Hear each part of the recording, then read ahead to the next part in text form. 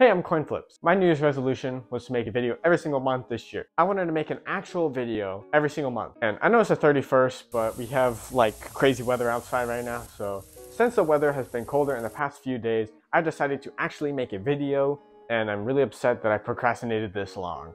Anyways, I'm gonna show you my entire penny collection and hopefully more to come. First off is probably one of my biggest collection of pennies that I currently own. This box just kind of sits here at the foot of my bed, and it's filled with probably about 4,000 pennies, which isn't a lot, but I mean, it is a lot, probably more than anyone else has.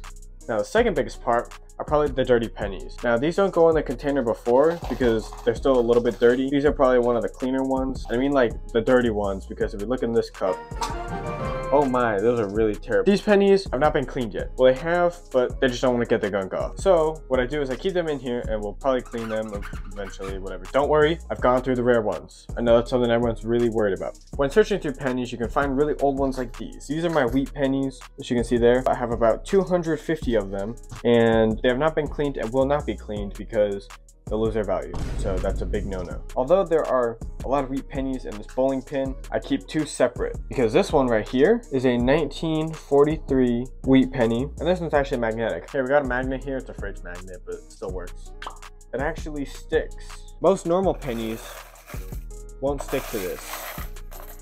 And the reason this penny is magnetic is because in 1943, they needed this copper for the war. So they made these coins out of steel, which makes these coins really cool. Although this is probably my coolest penny, this one's definitely my oldest. You can barely see it, but it's a 1909 wheat penny. Terrible condition, but it's still really cool, and that's why I don't put it in there. And lastly, in this drawer, I have these pennies. Now these are pre-1982 copper pennies. That's what they used to make these out of before they switched.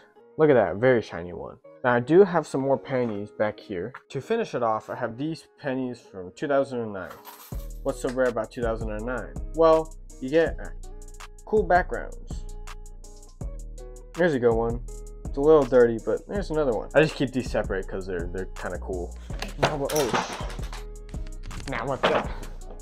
Why does my hat keep coming off? With all that said, I do not have the Indian head penny from 1859 through 1909 or the 2023 penny. That one recently came out, so obviously I don't have that one. But with that being said, thanks for watching. Please subscribe and stay flippy.